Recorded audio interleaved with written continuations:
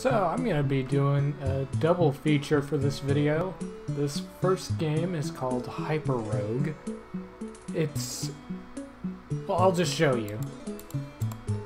So it is a roguelike where basically you move one space at a time. It's not one of those ones where you can click far off in the distance and just go there. Which is handy because this game requires chess-like deliberateness, and basically imagine a normal roguelike but with chess rules for whether or not you live.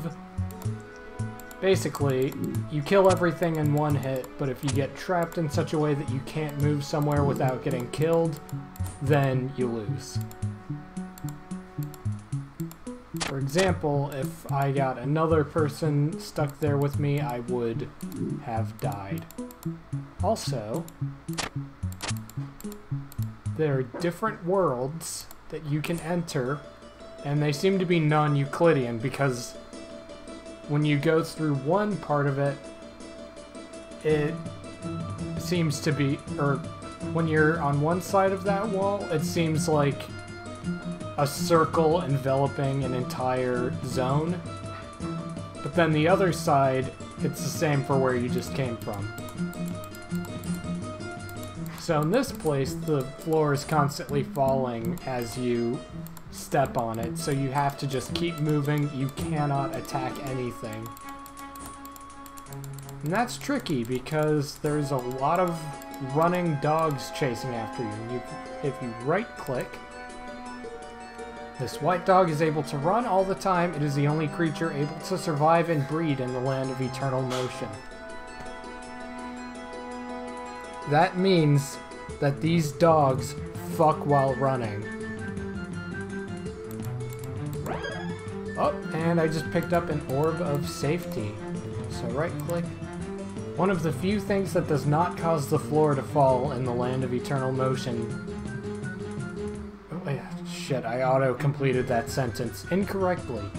One of the few things that does not cause the floor in the land of eternal motion to collapse. Obviously, they are quite valuable. So I like to collect 10 of each treasure in each zone, because you need that to unlock more zones for a playthrough. I think this game is only technically a roguelite, because as far as I can tell, there is only one place where you can keep progress between levels. Okay, this place is interesting. This is the Ivory Tower, and it goes by side-scrolling platformer rules. Killing gargoyles turns them into stone, which you can use to make platforms. So if you can't get somewhere, it might actually be worth it to wait a moment and let a gargoyle come your way. So you can jump from ladder to ladder, pick these up, kill this guy. Oh yeah, right-click. You'll also get descriptions of each zone you're in. Powerful wizards claimed this part of the world. To perform their magical experiments in peace and solitude, they have changed the direction of gravity to make it even harder for intruders to reach them. Gravity works as follows. Cells are unstable if they are empty, and there is no cell immediately below them which contains a wall. It is impossible to move from one unstable cell to another except if moving down. So yeah, kind of platformer rules for a turn-based game, which is really interesting to me. This is generally a death trap though. Like, I always die in the Ivory Tower, but it's so enticing to get through this place.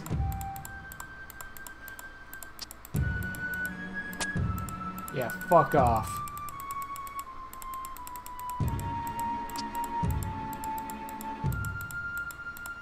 There are a number of graphical options you can turn on, such as stereoscopic red-blue 3D. And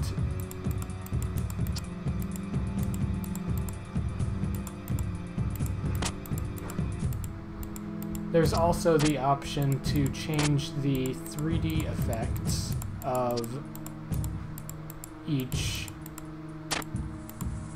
block. So you can make yourself like jut out more, you can make the environmental blocks jut out more. You can change the roundness of the game circle.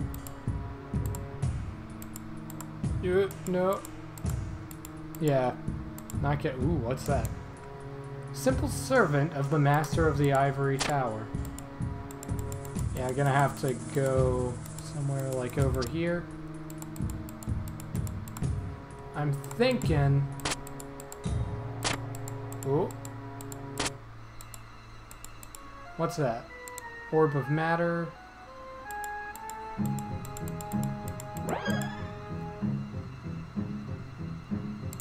Ha! Nice.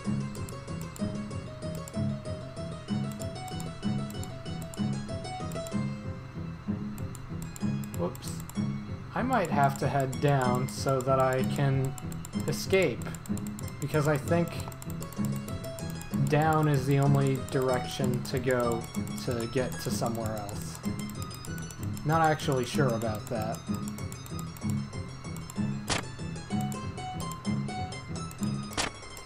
Oh shit!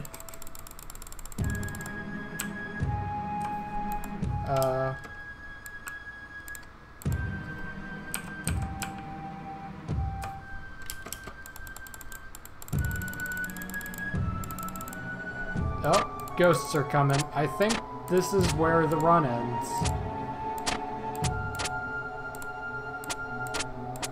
Yep. Alright. So, that's Hyperrogue. I think that run's gonna be it for this game, but actually, you know what? No, let's do one more run so I can show just a few more of the zones. You know what? Like, screw the currency. I'm not, like, doing a huge let's play of this. So these are the living caves. It has a very weird set of rules. Okay, this cave contains walls which are somehow living. After each turn, each cell counts the number of living wall and living floor cells around it. And if it is currently a different type than the majority of cells around it, it switches. Items count as 3 floor cells, and dead trolls count as 5 wall cells. Some foreign monsters also count as floor or wall cells. You don't need to keep those rules in your head. You can just ignore that and just move around freely, because I can't remember those rules. Anyway, here's the desert from Dune. Seriously, there's sandworms, there's spice. There's like weird thumper things that you can turn on. Yeah, here's one that will attract sandworms. You cannot attack sandworms, but if you manage to get the sandworms to run into a place where they are stuck, they will die. Oh, did I just... Oh, I just got one of the sandworms to die. That is such a rare occurrence. Yeah, and they dropped some spice. Ooh, but I'm gonna have to get away from these guys. Oh, I just saw...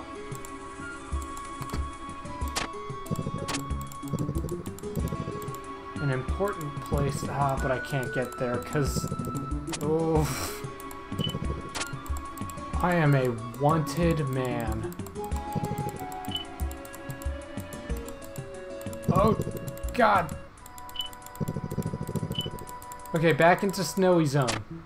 Oh yeah, interesting thing about the snow zone, there's temperature, and if you build up enough heat in a zone, then you can actually melt the ice walls. Okay, here's the important place. This is the crossroads. The crossroads are basically just a place where you will find every zone.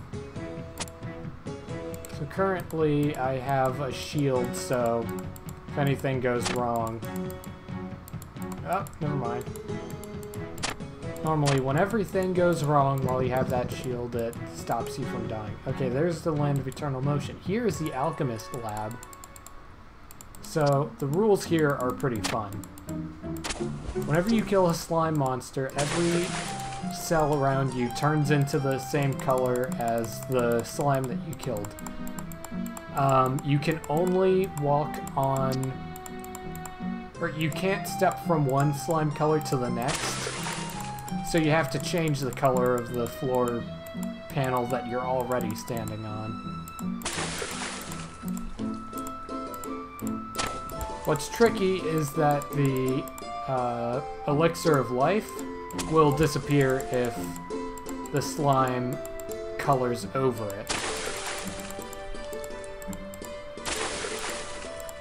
So you've got to keep all these rules straight in your head while you're playing, but if you forget, then luckily you can just right-click on whatever zone you're in, and the game will give you a little rundown of each zone's rules.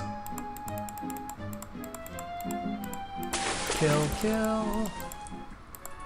Okay, there's the ocean. That place is a death trap. Oh, here's... oh, wait, that's the Mirror Land. That's the palace.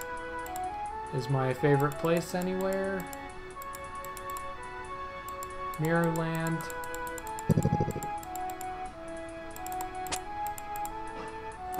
You know what? Mirror Land. So now I control all these guys. And then you can make your reflections run into the mirrors. And those little green things are... whenever I move my cursor, those move to show where the mirror images of myself will go after I move. So do that. So it doesn't count as getting the mirror pieces when your mirror guys run into them, but it does shatter them. If your mirror selves run into each other, they will vanish.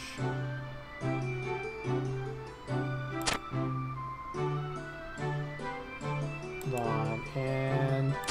yeah! So it's hard to, like, actually aim these guys, but it can be really handy.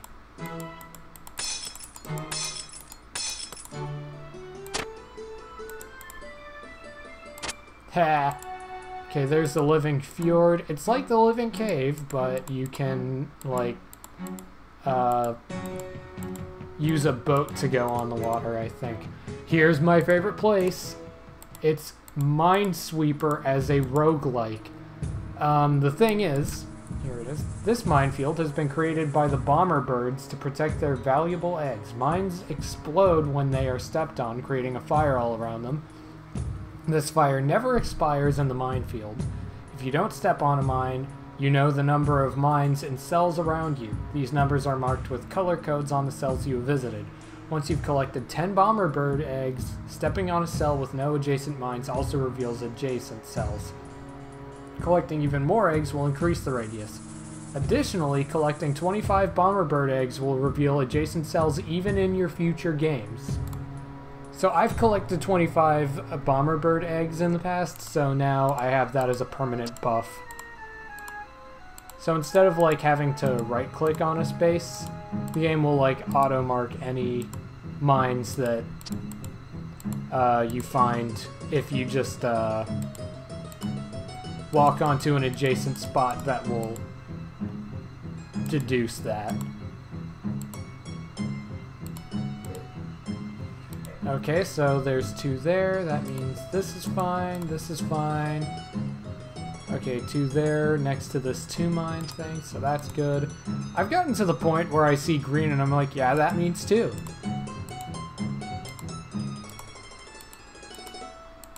Which is weird when you think about it. Okay, so there's 1 there.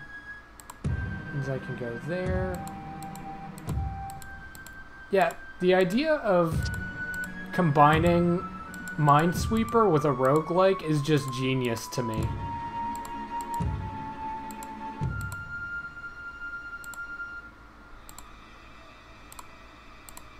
So let's see. I guess I should be heading on to a new zone as soon as I deal with what's here. Oh, 3 mines there. Hold on, let's see if I can get a good path to the crossroads.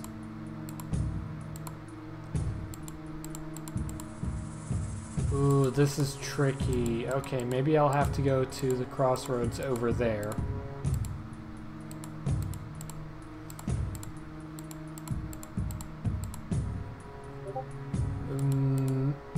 Okay. Wait. Yes. Good. Okay, so... Wait, this is safe, and so is this. Oh, wait... Okay, so that means this is safe, but I don't know if any of those are safe. Fuck.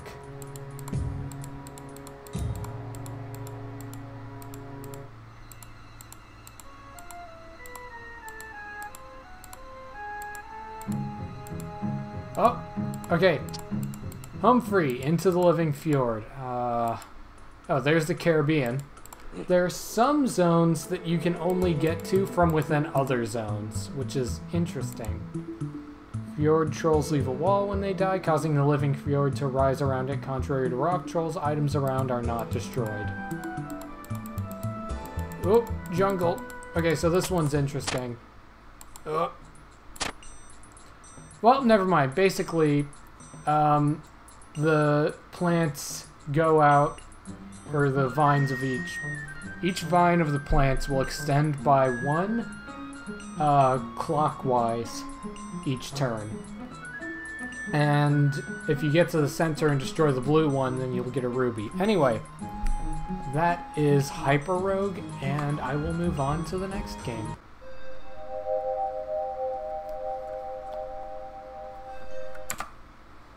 One, two, three... Achievements. Wait. 1, 2, 3 achievements. 1, 2, 3 back.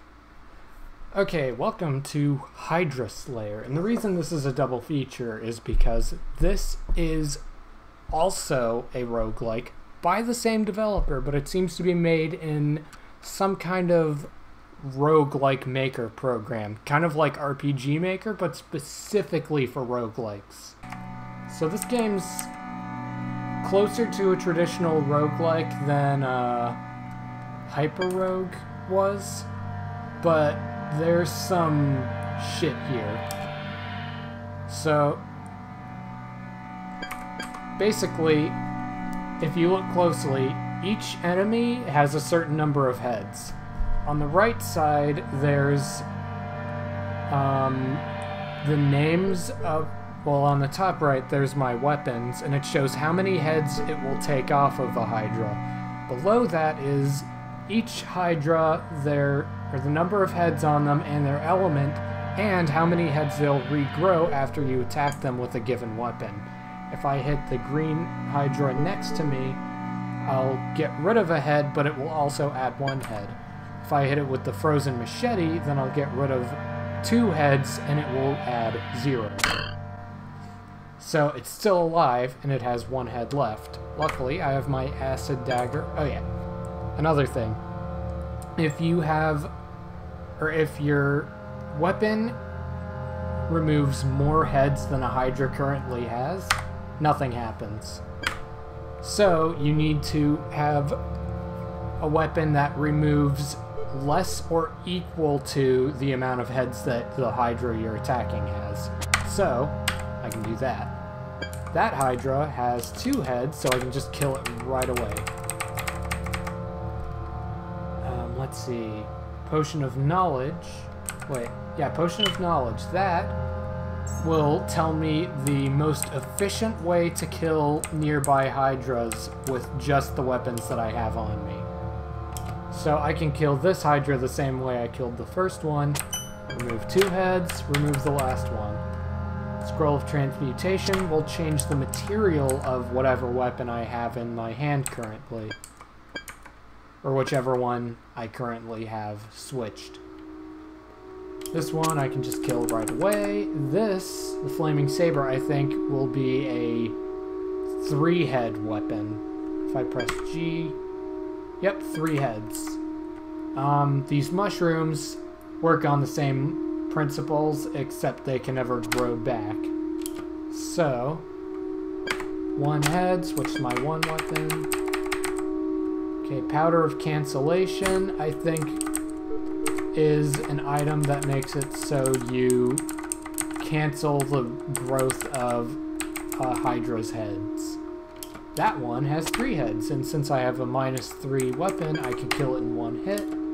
I can kill this one in 1 hit with my 1. This one's a bit trickier, but it has 2 heads and will add none with my acid dagger, so just do that. That is a Powder of Growth, which will add a head to a Hydra, which is sometimes necessary. This is a weird game in that it is sometimes necessary to make your opponent more powerful. So this guy has 2 heads, and I could go back and grab my -2 weapon, or I could use the Powder of Cancellation, use it on him, and just slice his head off 1 by 1. I currently can't progress until I kill the rest of the Hydras on this floor. Potion of Power Juice, I forget what that one does. Increase your chances against the Hydra somehow.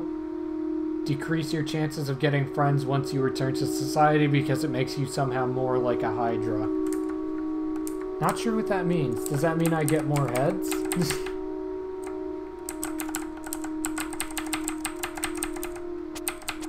Cut those down. Ambidexterity. No idea what that one actually does.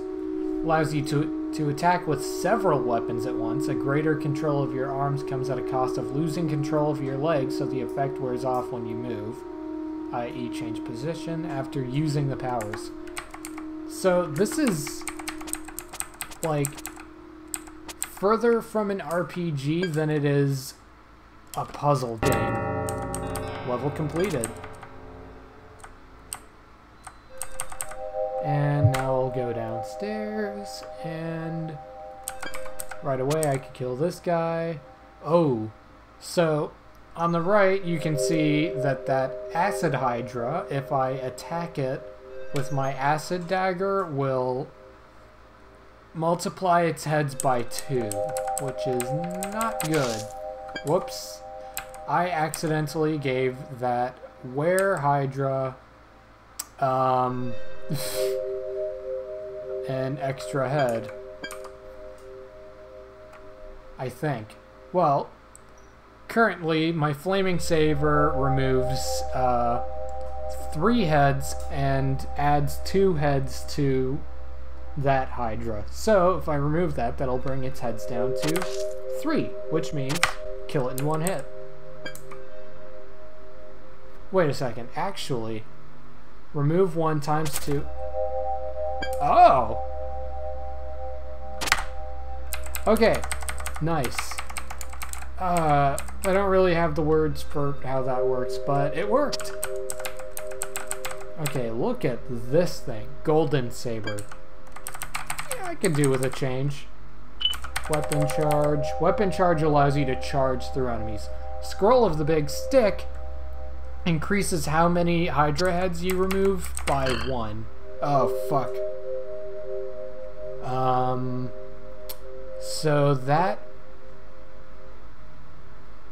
has 4 heads. If I hit it with the Golden Saber, it will gain 3 heads after I remove 3, so that's essentially doing no damage, and then it would get a chance to attack me. What about this? Okay, so this means -3 plus 2, that brings it down to 3, which means 2 hits and it's dead. This is one of those games where it's almost more fun to play without a tutorial. I basically had to learn the rules all on my own because I am very stubborn. But I think it was worth it. Okay, so this guy... Wait, shit. Oh shit, I don't have the tools to deal with this. Because I can't hit it with my flaming saber. Because it has less heads than what my flaming saber can remove. My acid dagger will... Oh wait. Duh. So, hit it with one, that added some. I hit it with my bigger one, that removed some until I could actually kill it. This one... Oh shit, that's too many. Oh shit, how do I... I'm gonna run until I can figure out a way to... You know what? I might as well just...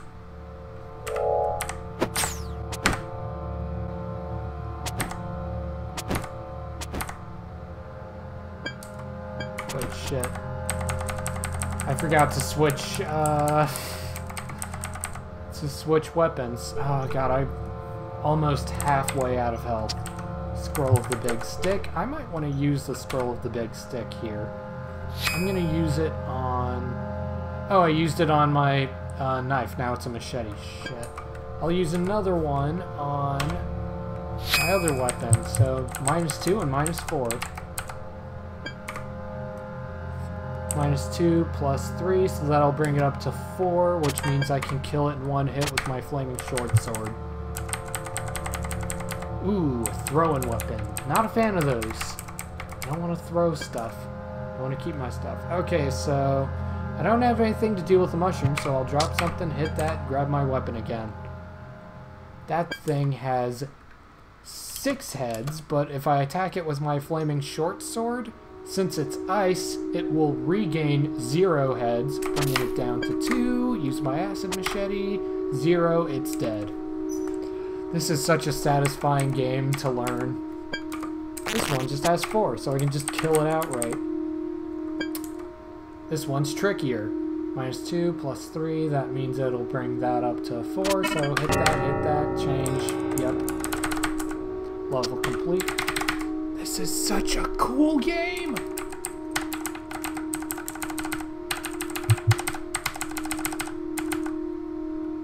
Stop, hit, grab, downstairs. Now there are pairs of mushrooms, which means I can use my ×2 weapon. Oh shit. Oh shit. I currently can't deal with that. I don't have the tools to deal with that monster right now. Unless I use my scroll of transmutation on my... Wait, no. My scroll of transmutation and change my machete from one thing to... Let's try...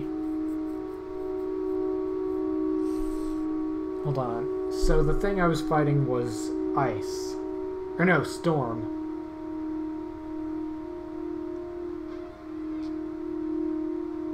I'm gonna change it to chaos and see what happens. The acid on your machete freezes. Wait, what?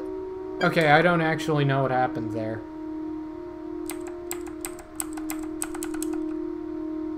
Oh, I could just kill this guy.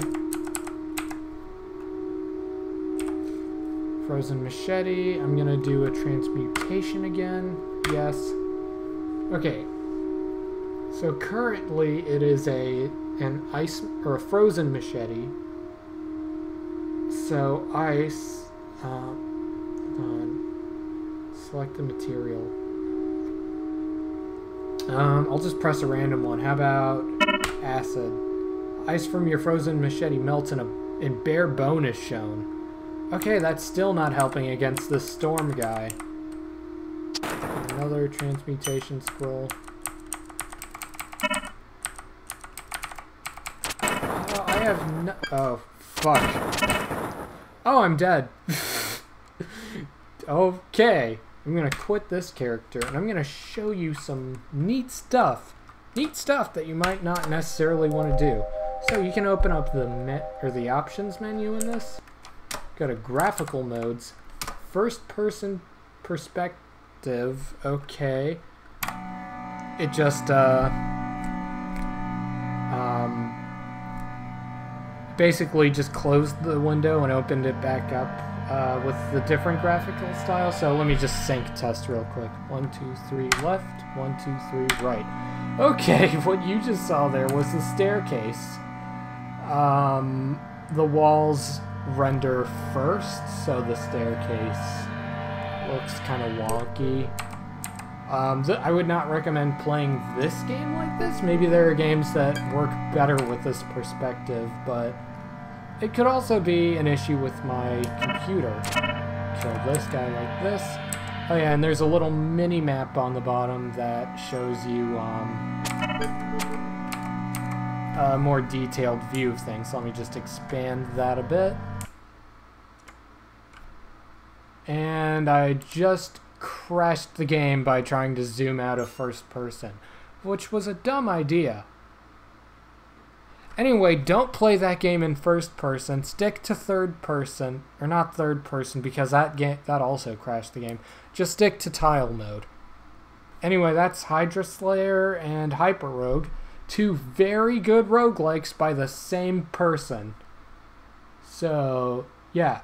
Go check those games out. They're super cheap. Let me actually look real quick at the store page. Hydra Slayer is $6 and Hyperrogue is $5. So very good price for two games that can last you possibly hours over the span of many short play sessions. Anyway, see ya.